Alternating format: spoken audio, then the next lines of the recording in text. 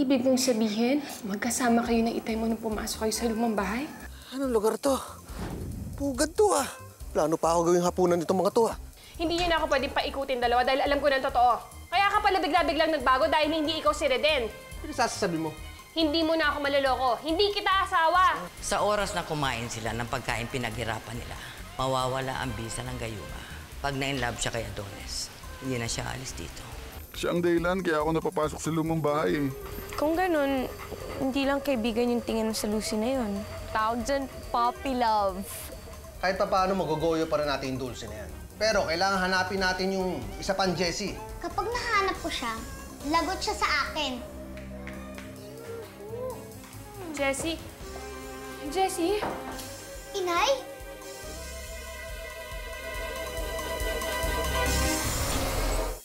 Inay! Inay! Ako pong totoong Jessie. Inay, huwag po kayong maniwala sa kanya. Ako pong totoong Jessie. Huwag po kayong maniwala dyan sa salbahin yan. Inay, ako po si Jessie. Ginagaya niya lang po ako. Ako po ang iniwan niya dito sa kwarto. Sinungaling ka! Hindi totoo yan. Ikaw ang manggagaya. Peke ka! Ikaw ang manggagaya. Tama na ha, tama na.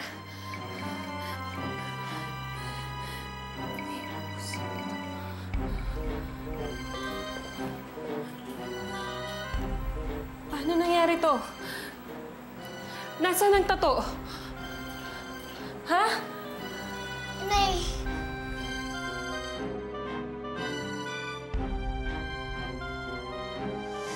Madam, nakita na ni Dulce yung mga marka namin sa pulso. Baka naman mabuko kami dito. Oo nga po eh. Ako na nagpalusot eh. Huwag kayo matakot. Ako bahala. Paano? Tingnan ko nga.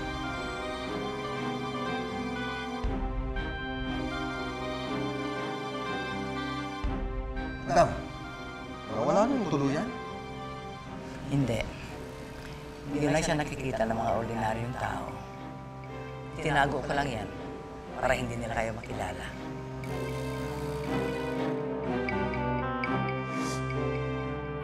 Imposible.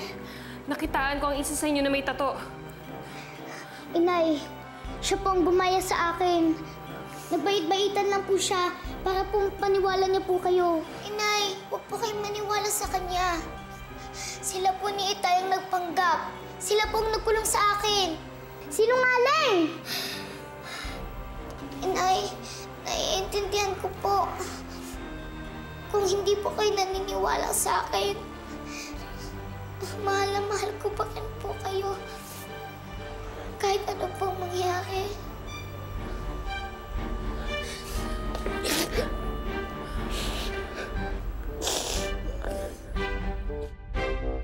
Ano ba ba? Ha? Hay! Naku, ano ba, Reden? Ha? Sino ba yung babae na yun sa loob? Bakit nagbigay ka ng babae dito? Ito naman, oh. Walang basagan ng trip. Ha? Papa, bakit mo iniwan si Britney? Hindi ka ba nag-e-enjoy? Akala ko pa-happy-happy kayo dun sa loob. Reden, matanda na ako. Gusto ko tahimik na buhay lahat. Tahimik na buhay? Matatahimik buhay mo pag patay ka na. Pero habang buhay ka, Papa, kailangan happy-happy. Ha? Magiging masaya lamang ako kung magkaigi na kayo ni Dulce. Buo na ang pamilya niyo, kasama yung mga apo ko, pati ikaw, Reden. Ewan ko nga ba kung anong nakain mo at parang nagbago kang masyado. Parang hindi ka na yung anak kong si Reden eh. I'm sorry, Reden. I think nothing of it. Godzilla, dali mo na nga ako doon, please.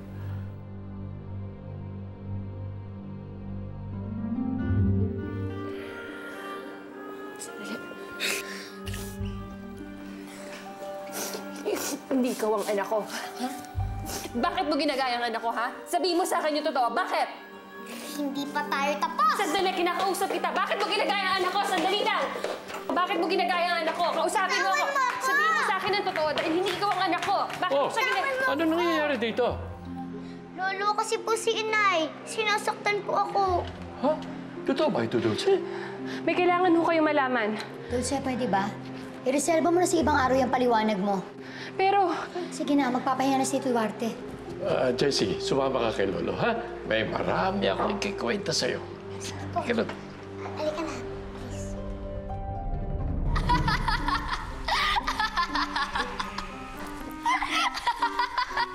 Pwede ba? Pwede ba? Tumigil ka nga muna ng katatawa at inumin mo muna to. Inumin mo! Inumin mo! Titigil na ba yun sa kakatawa niya? Oo, titigil na siya sa katatawa kasi malulungkot naman siya. Pampalungkot to eh. Mahal ko si Prinsipe Adonis. Magpapakasal ako sa kanya. Oo, tigil na kakaiyak. Tahan na. Bakit ganito? Gusto ko lang naman maging normal siya. Ibalik na natin siya sa pagiging tulala. Tulala, sigurado ka na dyan. Wala nang bawian ha. Tama na. Anong kaguluhan ito? Ay, mahal na Reyna. Mahal na Reyna, ito kasing si Mikay eh. Kung ano gayong pinapainom dito kay Lucy, gusto ko lang maging normal siyang tao. Pakakasal kaya siya sa'yo? Kung normal ang isip niya? Oo naman, ang pogi ko kaya. True. Pogi ka naman talaga eh. Pero kung makita niya ang tunay mong katauhan, hihingi siya ng palanggana. Bakit naman po? Para sumuka! Basta. Kahit ano pang sabihin ninyo, ikakasal kami ni Lucy. At i-aanunsyo ko siya sa buong kaharian. Tutrutut! Tutrutut!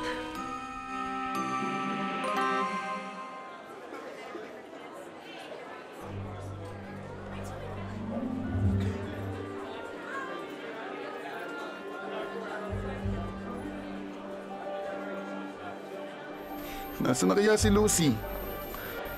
Sana ay makita natin siya dito. Sana nga. Kalasan mo yung mga mata mo, ha?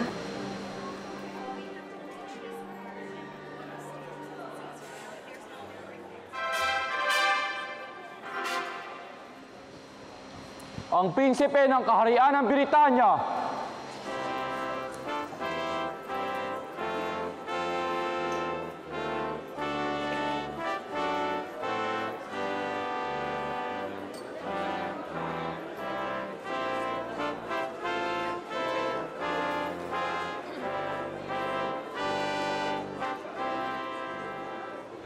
Mga mamamayan ng Britanya, nais kong ipaalam sa inyo lahat ang nalalapit na kasal ko kasama ang pinakamamahal kong babae sa buong mundo.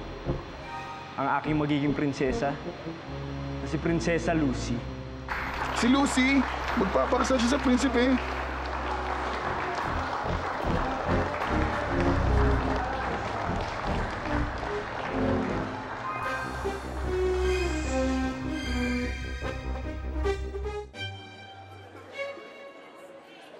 Hindi ako makapaniwala na magpapakasal si Lucy sa Prinsipe Adonis na yon. Ano naman yung nakakapagtaka doon? Prinsipe siya. Mayaman, mabait, gwapo. Sino ba namang hindi may in love sa kanya sa buong kaharian? Kailangan makausap ko si Lucy. Nasa lumang bahay sila Lucy at Benji. Oo, yun ang sabi ni Dulce. Lintik talaga yung Benji na yun. Sobrang epal. Sobra. Shh! Puso mo! Aling-tiling naman kasi. Bakit naman sila nagpunta doon? Nag-date? Ikaw talaga? Alam mo lahat ng hirit mo? Nakakainis. Eh, di ba sabi niya nakakatakot sa bahay na yun? Pero bakit sila nagpunta doon dalawa? Ano ba kailangan nila doon sa lumang bahay na yun? Eh, may sa maligno yun eh. Kailangan pumunta tayo sa bahay na yun. Wala akong pakialam kung kahit anumang impacto ang nasa bahay na yun.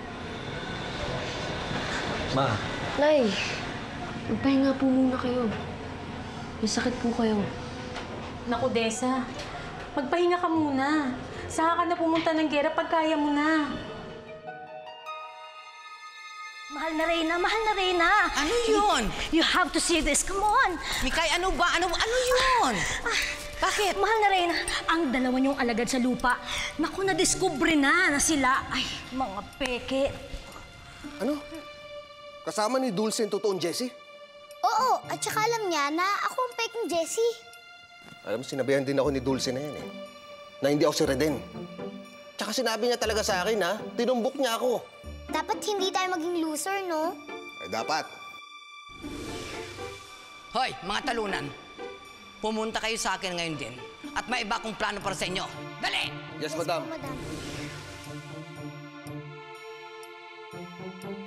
Ate, laro tayo! Che.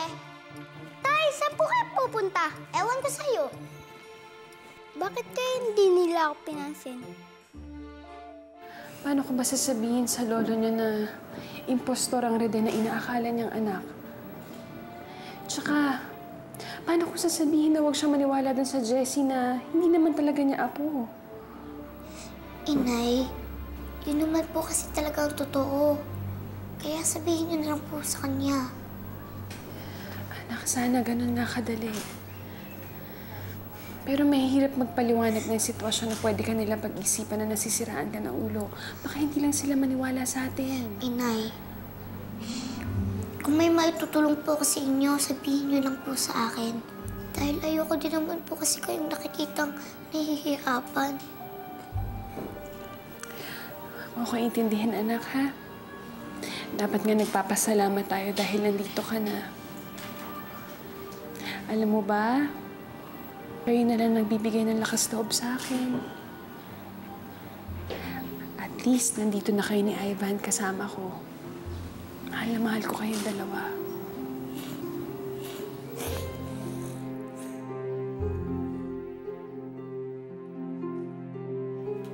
Nay?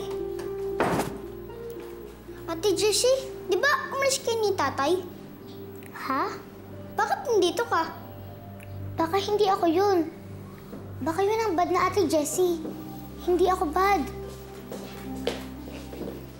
Dalawa kayo? Alam mo, Ivan, kahit ilang Ate Jessie pang makita mo, ako lang ang tunay mong Ate Jessie, ha? Di mo na ako aawayin?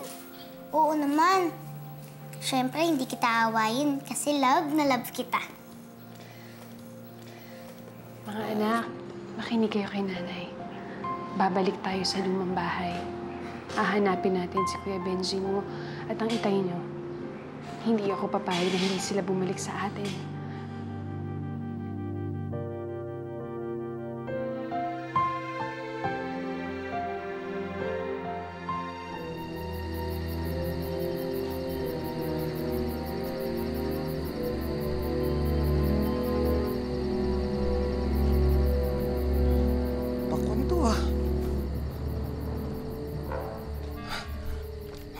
Tama. Nagutom ako, ah.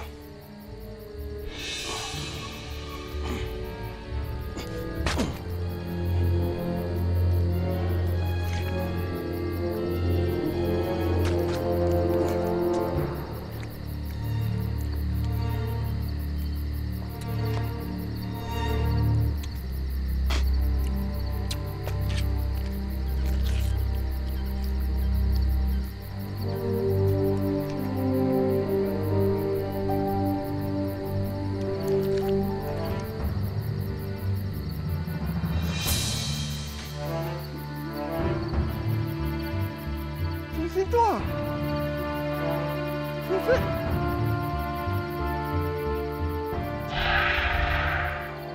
Makakauwi na ako.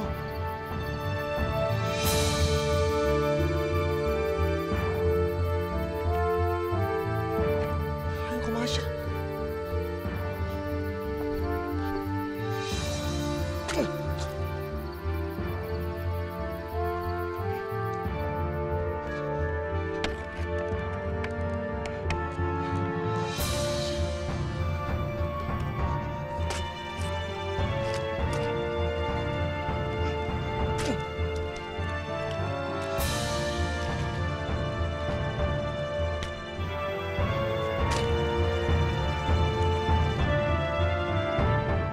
May gusto po ba kayo, mahal na prinsesa? Mahal ko si Prinsipe Adonis. Magpapakasal ako sa kanya.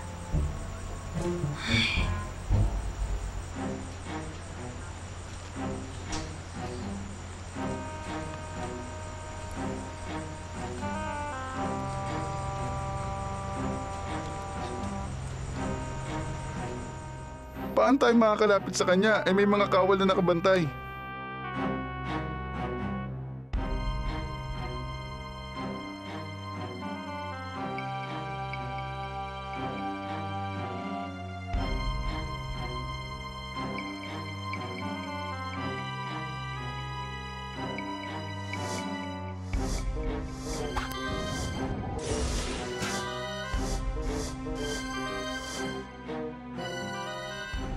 Inay, umuwi na po tayo. Anak, Jessie, paano na lang itay mo? Ang Kuya Benji mo, di ba nandito sila sa bahay? Inay, nakakatakot po dyan sa bahay na yan. Mahiwaga po talaga yan. Nay. Jessie, Ivan, alam niyo nakapasok na si nanay dyan sa loob ng bahay na yan. Wala namang laman yung bahay na yan eh. Wala akong nakita, wala akong naramdaman na kahit anong kakaiba. Inay, totoo po ang sinasabi ko. Kakaiba po yan. Masama po talaga yan. Pero ate, kailangan tayo ni Itay at Kuya Benji. Anong gagawin natin para masolo ko si Lucy? Alam ko na. Ganito. Magpapahabol ako sa mga kawal, tapos ikaw, samantalahin mo yung pagkakataon na kausapin si Lucy, ha? Approve! Mga kawal! Gusto niyo ba maglaro?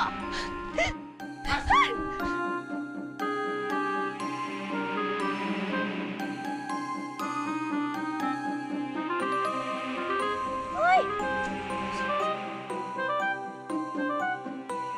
Ay! Ako! Huwag ka makalapit-lapit sa akin, aso ka! Ay! Ay!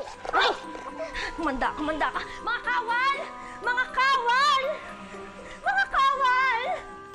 Lucy! Bakit ka magpapakasal sa Prinsipe Adonis na yan? Wala ka ba balak bumalik sa pamilya mo? Mahal ko si Prinsipe Adonis. Magpapakasal ako sa kanya. Ano? Kailan mo lang siya nakilala? Mahal mo na agad? Mahal ko si Prinsipe Adonis. Magpapakasal ako sa kanya. Ano bang nangyayari sa'yo? Bakit ganyan ka sumagot? Para kang robot. Paulit-ulit. Halika na, sumama ka na sa akin, dali. Halika na kayo, bilisan nga ninyo! Babalikan kita, Lucy. Hindi pa tayo tapos mag-usap.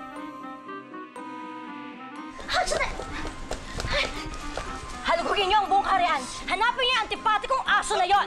Masusunod mo. Mabuti pa.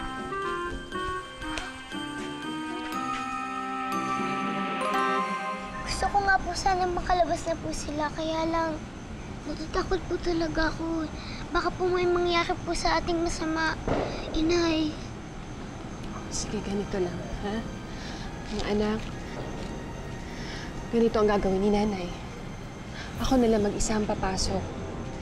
Kung ano man ang mangyari, humingi kayo ng tulong kay lolo nyo. Kay Piling, o kahit kanino man na makahingi kayo ng tulong. Naintindihan nyo? Inay, kung papasok po kayo dyan sa lumang bahay na yan, isama niyo na rin po kami. Kahit ano pong mangyari, basta magsama-sama po tayo.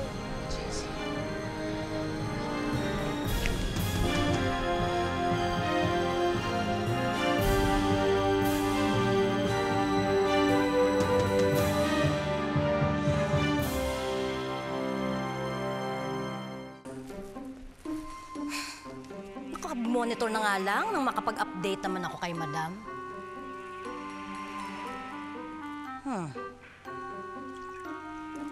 Reden, ha?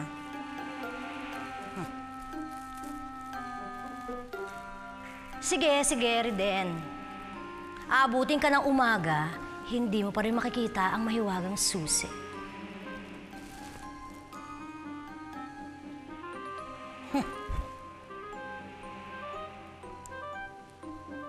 Ano ba tong nainom ko?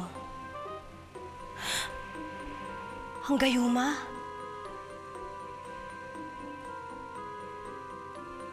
Reden, my love.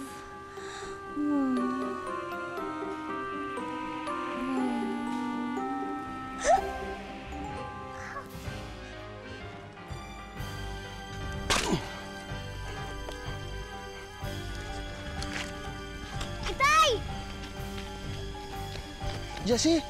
Itay! Jessie, anak! Jessie!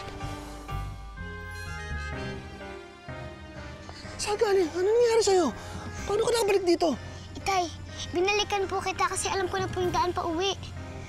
Alam mo yung daan pa uwi? Sigurado ka? Opo. Dapat po makahanap po tayo nung... yung pakwan na wala daw pong mga buto. Pakwan na walang buto? Paano mo nalaman yun? Itay, masyado pong mahaba na story eh. Basta po, kukwento ko na lang po sa inyo kapag nakauwi na tayo. Maghanap na po tayo, bilis. Pakwan na walang buto. Baka ito tayo. Subukan mo to tayo. Tayo to. Ha? Bigat. Tuloy dyan.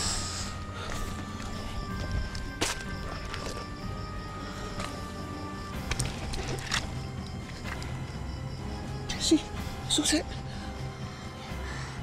Yay! Makakauwi na tayo! Makakauwi na tayo. Bilis tayo, bilis.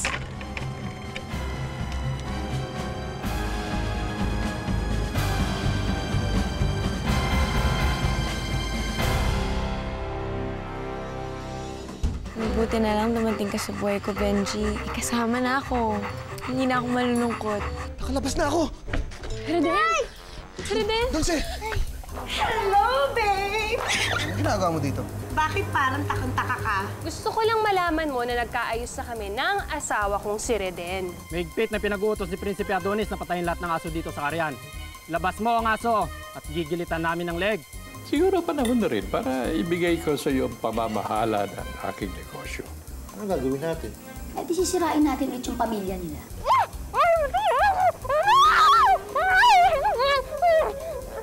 Kayo nang bahala sa kanya, alam niyo na gagawin.